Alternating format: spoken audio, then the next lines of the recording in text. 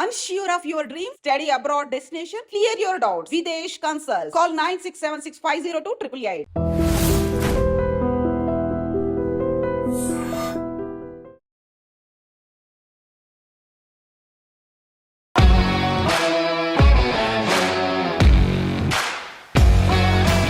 Hi viewers, welcome to iDream and welcome to Mind and You with A to Z with Awesome Aparna.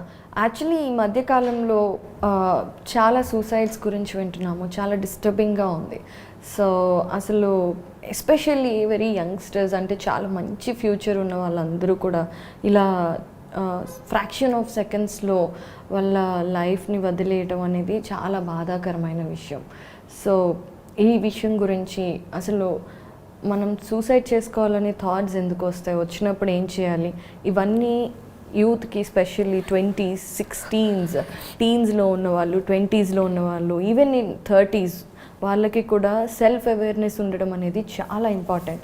అందుకే ఆ topic మీద మాట్లాడటానికి ఈరోజు మనతో పాటు ఉన్నారు very well known psychologist and అలాగే హ్యూమన్ బిహేవియరల్ సైన్సెస్లో 26 years ఆఫ్ ఎక్స్పీరియన్స్ ఉంది. ఆవిడ చాలా రీసెర్చ్ చేశారు. ఆవిడ మీ అందరికీ తెలుసు, డాక్టర్ మధురిమారెడ్డి గారు. సో ఆవిడని పలకరించి ఈ విషయాల గురించి మాట్లాడుకుందాం. నమస్కారం అండి. నమస్కారం అండి. మధురిమ గారు, మీకు కూడా తెలుసు, మీరు కూడా వినే ఉంటారు, రీసెంట్ టైమ్స్లో మనం గత 2 సంవత్సరాలుగా ఎప్పుడు మనకి సూసైడ్స్ అనేవి బీటెక్ స్టూడెంట్స్ ప్రెషర్ ఎక్కువైపోయి, సాఫ్ట్వేర్ ఎంప్లాయీస్ ప్రెషర్ ఎక్కువైపోయి అండ్ ఫెయిల్ అయ్యామని ఇలా చాలా వింటూ ఉంటాము. అండ్ స్పెషల్లీ ఈ 2-3 సంవత్సరాల నుండి చాలా డిస్టర్బింగ్గా ఉన్నాయి.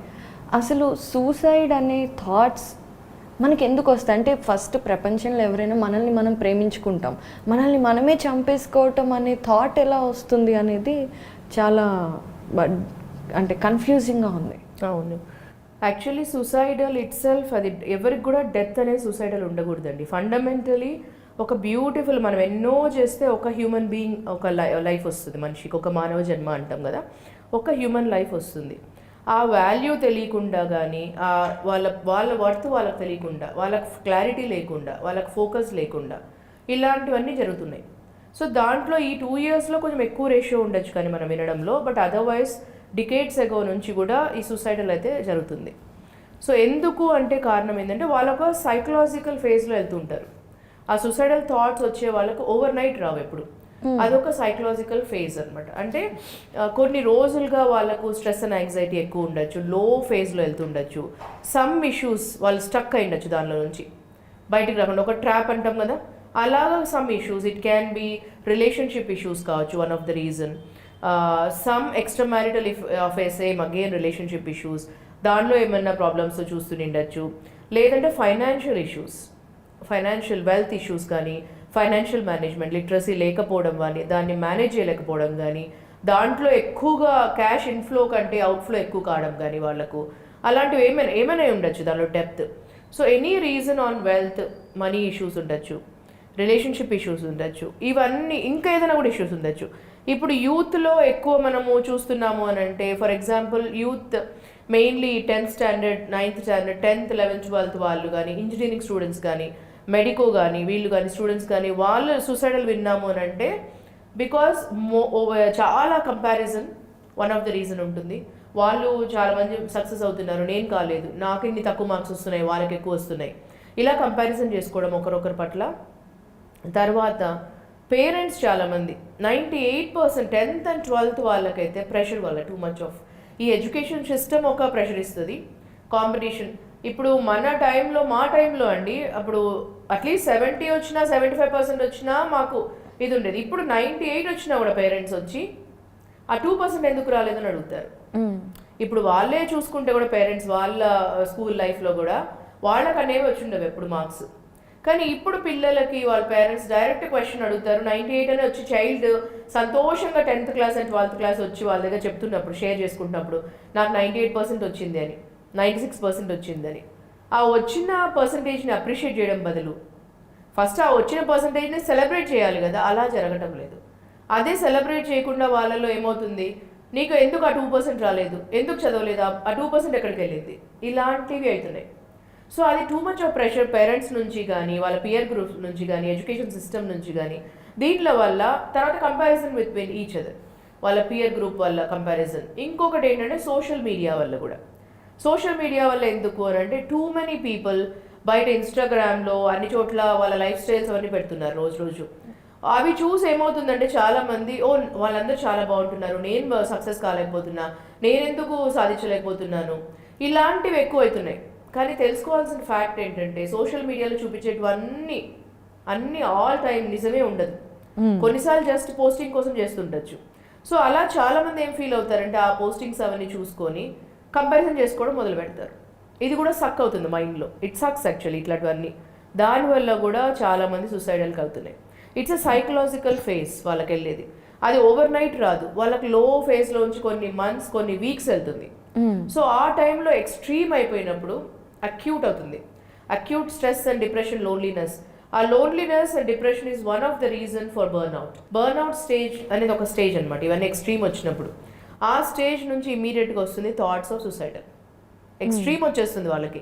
అంటే ఒక లో ఫేజ్లో వెళ్తారు, లో ఎనర్జీ లెవెల్స్, లో ఫేజ్లో వెళ్ళిపోతారు. ఎంత హై ఎనర్జీ ఉన్నా ముందు ఈ ఫేజ్లో వస్తున్నప్పుడు వాళ్ళకి అసలు ఎవరితో మాట్లాడాలని ఫీలింగ్ ఉండదు. వాళ్ళకే చుట్టుపక్కల చాలామంది ఉన్నా కూడా ఎవరితో హార్ట్ టు హార్ట్ కనెక్ట్ లేకపోతారు. వాళ్ళలో ఒంటరితనం ఫీల్ అవుతుంటారు, నన్ను ఎవరు ఇష్టపడరు అనేసి. తర్వాత ఇంకా మిగతా అందరూ ఒకవేళ ఏదన్నా వాళ్ళ ప్రాబ్లమ్స్లో ఉన్నప్పుడు ఆ టైంలో వాళ్ళని మాట్లాడనీయకుండా, వాళ్ళతో ఏమీ షేర్ చేయనీయకుండా, వాళ్ళని చెప్పనీయకుండా, వాళ్ళని విననీయకుండా, వాళ్ళు ఏమైనా చెప్పాలనుకున్నప్పుడు వినకుండా వాళ్ళని క్రిటిసైజ్ చేయడము, హర్ట్ చేయడం జరిగిందంటే ఇంకా ఎక్కువ లో ఫేజ్లోకి వెళ్తారు. ఫర్ ఎగ్జాంపుల్, నీ వల్లనే ఇలా అయింది, ఇల్లందరూ నీకు ఒక్కటే కాదు ఇల్లందరికీ ఇలా ఉంది అని ఎవరైనా ఫీలింగ్ ఆ టైంలో అన్నారనుకోండి, వాళ్ళు ఆల్రెడీ సైకలాజికల్ ఒక ఫేజ్లో వెళ్తున్నారు. అప్పుడు అందరూ ఇంట్లో ఎవరైనా కూడా, ఫీమేల్ అయినా మెయిల్ అయినా, ఏ ఏజ్లో ఉన్నా కూడా, వాళ్ళని మేబీ 10th ఉండొచ్చు, వాళ్ళు 12th ఉండొచ్చు, మేబీ యంగ్స్టర్ ఉండొచ్చు, టీనేజర్ ఉండొచ్చు, మేబీ అడల్ట్ ఉండొచ్చు, ఆర్ వీళ్ళు నేను చెప్పిన వాళ్ళలో ఎవరైనా ఉండొచ్చు. సో వాళ్ళకు ఆ స్టేజ్లో ఎవరైనా అన్నా కూడా వాళ్ళు already they will be too much of hurt. So ఆ టైంలో they go into lot of emotional ట్రామాలో వెళ్తారు. సెన్సిటివిటీ ఎక్కువ అవుతుంది వాళ్ళకు.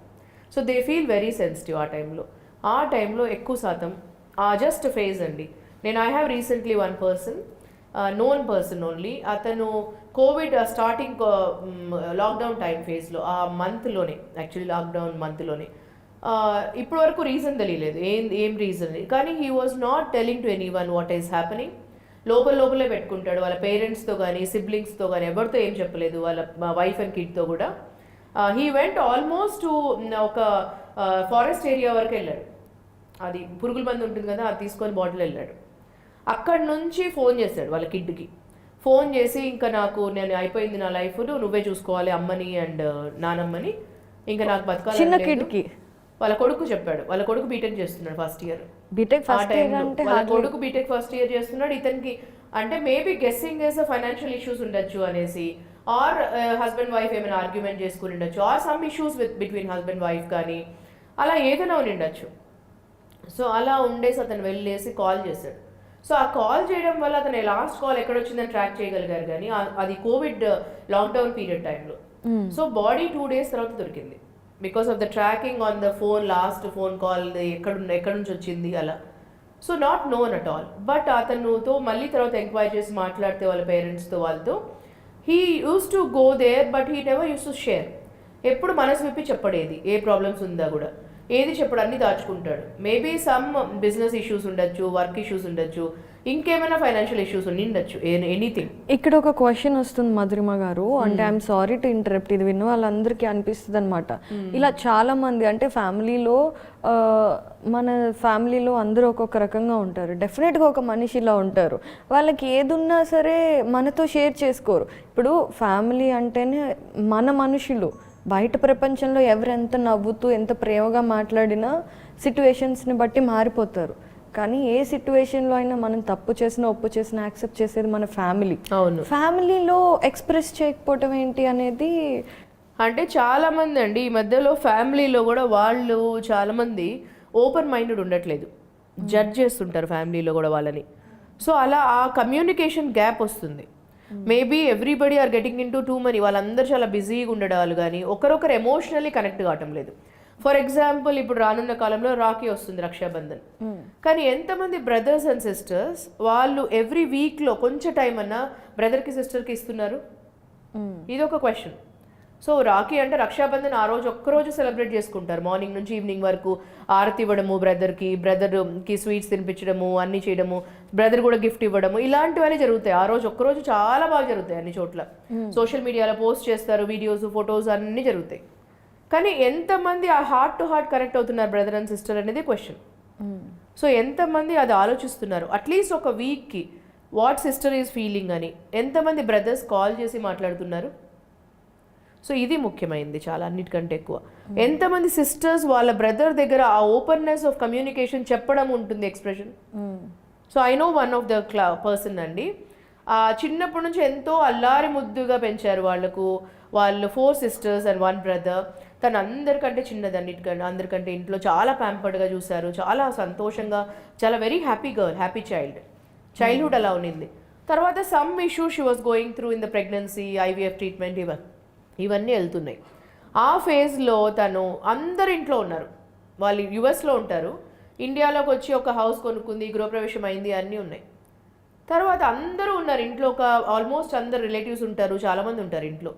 సో తను she just went and the top floor 24th ఫ్లోర్కి వెళ్ళి అక్కడ నుంచి దుంకింది, ఇంకా తల పగిలి చనిపోయింది. సో ద క్వశ్చన్ ఇస్, వాళ్ళ ఇంట్లో వాళ్ళు అంటారు, ఇంట్లో తనేం ఒంటరిగా లేదండి, అందరూ ఉన్నాము ఇంట్లో చుట్టుపక్కల అని, అందరూ ఒక 100 members ఉంటాము ఇంట్లో నిండా అనేసి. ఇంట్లో ఎంతమంది ఉన్నాము అనేది కాదు క్వశ్చన్ ఇక్కడ అండి, ఎంతమందితో తను హార్ట్ టు హార్ట్ కనెక్ట్ అయ్యి చెప్పగలుగుతుంది తన ప్రాబ్లమ్స్ అనేది పాయింట్ ఇక్కడ. అంటే మనం ఎంత ట్రై చేసినా ఆ మనిషి ఎవరైతే బాధపడుతున్నారో వాళ్ళు ఓపెన్ అవ్వడానికి రెడీగా ఉండాలి కదా. కానీ వాళ్ళు ఓపెన్ కావాలంటే ఒక ట్రస్టెడ్ ఫీలింగ్ రావాలి ఎదుటి వాళ్ళ పట్ల. చిన్నప్పటి నుంచి ఉండొచ్చు, అమ్మా నాన్న ఉండొచ్చు, బ్రదర్స్ ఉండొచ్చు, కానీ వాళ్ళు జడ్జ్ చేస్తున్నా, వాళ్ళు చెప్పేది వినకపోయినా, ఈ మధ్యలో చాలా మంది ఇప్పుడు ఎవరైనా చెప్తున్నారు అని అంటే వాళ్ళు రియాక్ట్ కావడానికే వింటుంటారు, అర్థం చేసుకోవడానికి వినరు. అంటే ఒక సేయింగ్ ఉందండి కమ్యూనికేషన్లో, now these days we communicate, lot of people ఆ కమ్యూనికేషన్ కూడా they wanted to just react, అందుకనే వింటారు, అర్థం చేసుకోవడానికి వినరు అని. చాలా చోట్ల ఇది ఒక పాయింట్ అవుతుంది. ఎవరన్నా బాధపడుతున్నప్పుడు వాళ్ళు ట్రస్ట్ చేసే పీపుల్ లేకపోవటం వల్ల ఒంటరితనం ఫీల్ అయ్యి సైకలాజికల్గా డిప్రెస్ అవ్వడం, యాంగ్జైటీ వల్ల. అవును, అదొక సైకలాజికల్ ఫేజ్. చిన్న పెద్ద అది ఉండదండి, ఎనీ ప్రాబ్లం ఉండొచ్చు. మేబీ మనకు అనిపిస్తుంది, ఇంత చిన్న ప్రాబ్లంకి ఇలాగా అని అనిపిస్తుంది మనకు, వినేవాళ్ళకి అలా ఉండొచ్చు, కానీ అది వాళ్ళకు పెద్ద ప్రాబ్లం ఉండొచ్చు. It can be anything bigger for them. 4 పాయింట్లు చెప్పారు. ఇద్దరు మనకి రిలేషన్షిప్ ఇష్యూస్ ఉండొచ్చు, ఫైనాన్షియల్గా డబ్బులు ఇబ్బంది ఉండి, లేదంటే ఎక్స్ట్రా మ్యారిటల్ అఫైర్, పెళ్లిలో ప్రాబ్లమ్స్, ఇలాంటివి ఏమన్నా యూత్కి ఎడ్యుకేషనల్ ప్రెషర్ ఆన్ దట్ ఉండొచ్చు, ఇలాంటివన్నీ ఉంటే, ఇంకా ఇవి కాకుండా కూడా ఇంకేదన్నా కూడా ఉండొచ్చు. అంటే ఇప్పుడు ఆన్ క్రిటిసిజం ఉండొచ్చు, ఆన్ గెటింగ్ సెన్సిటివ్, కొంతమంది చాలా సెన్సిటివ్ ఉంటారు. అందుకే చిన్నప్పటి నుంచి ఎక్స్పోజర్, ఇప్పుడు ఎడ్యుకేషన్ సిస్టమ్ ఎలా అయిపోయిందంటే మనకు ఇవి చదవాలి, సబ్జెక్టులని చదవాలి, ఇన్ని మార్క్స్ రావాలి, ఇలా అవుతుంది. దాని బదులు హోలిస్టిక్ అప్రోచ్ ఉండాలి.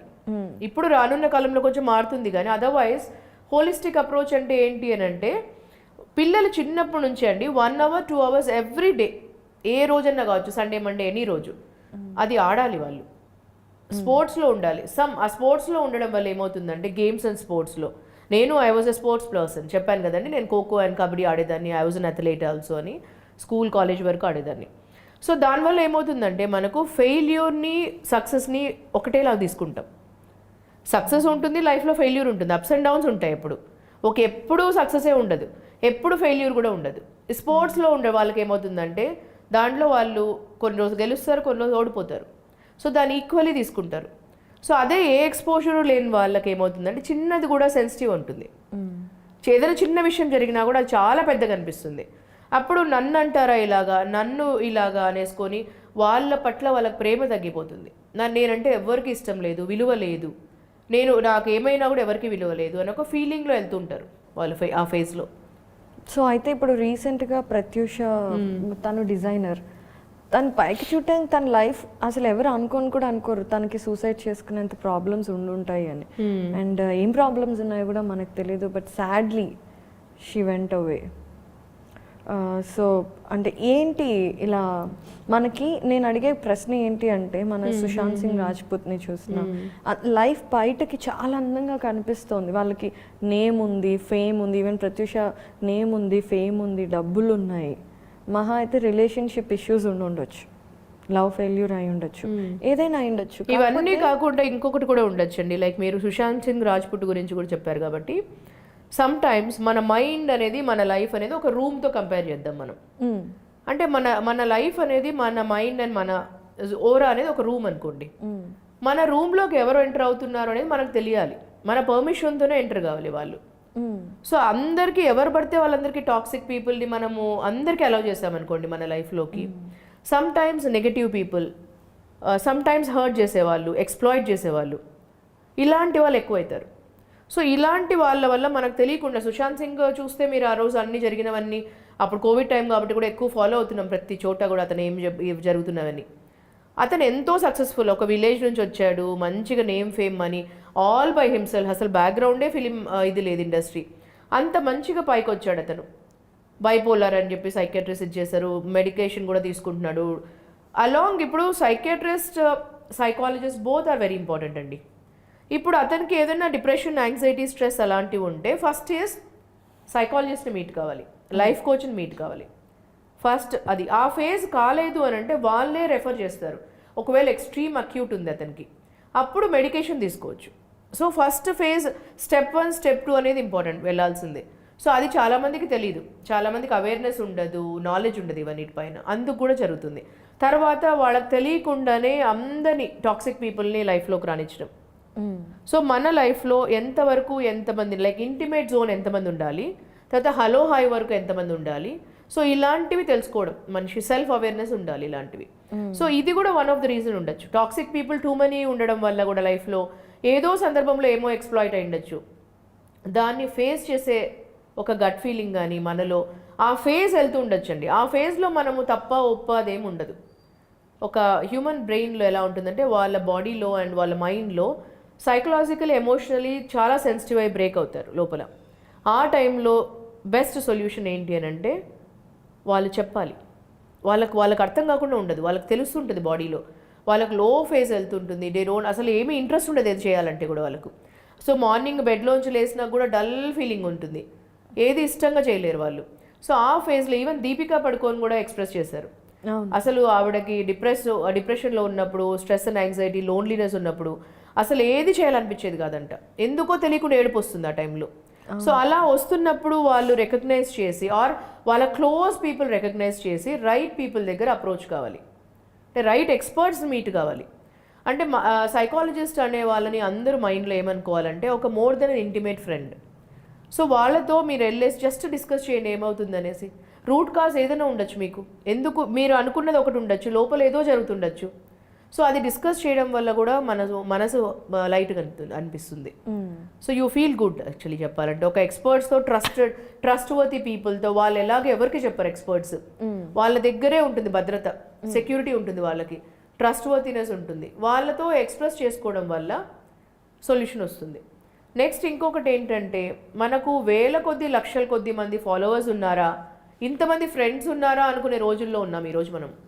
వాళ్ళందరికంటే కూడా మనకు ఒక 3, 4, ఒక 5 మంది ఏ టైంలో నన్ను అపర్ణ గారు, మనం ఏ టైంలో ఉన్న మిడ్ నైట్ అయినా కూడా మనం హార్ట్ టు హార్ట్ కనెక్ట్ అయ్యి ఫోన్ చేసి వాళ్ళు ఎత్తగలగాలి మన ఫోన్స్.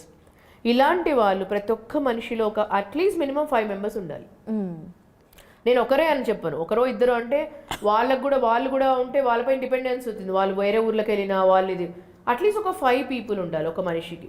అదే అన్నిటికంటే గొప్ప వెల్త్ అండి, వాళ్ళకి అన్నిటికంటే గొప్ప ఆస్తి అలా ఉంటే. చాలామంది వాళ్ళకి అలా ఫీల్ అవుతున్నా, వాళ్ళకి తెలిసినా కూడా వాళ్ళు ఏం చేయలేరు. They become helpless for themselves. అంటే వాళ్ళు బాధపడుతూ లోపల ఎంత టార్చర్ ఉన్నా కూడా కొన్ని సందర్భాల్లో ఓపెన్ అవ్వలేరు. దానికి చాలా కారణాలు ఉండొచ్చు.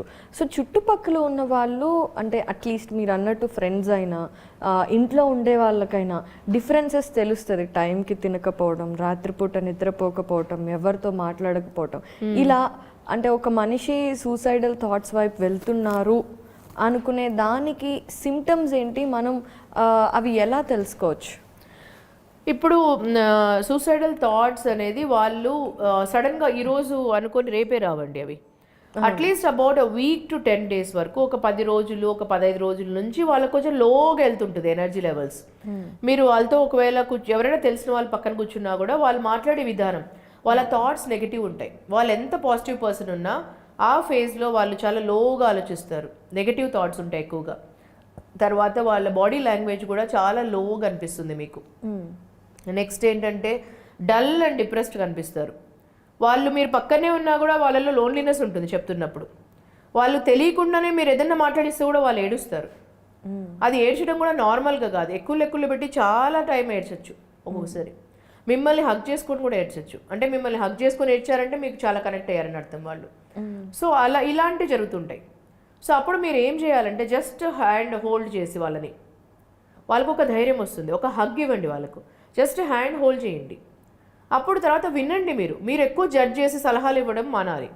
ఇప్పుడు ఆ ఫేజ్లో ఉండే వాళ్ళకి ఎక్కువ సలహాలు ఇవ్వడం ఇష్టం ఉండదు, వాళ్ళకి సలహాలు వినడం కూడా ఇష్టం ఉండదు.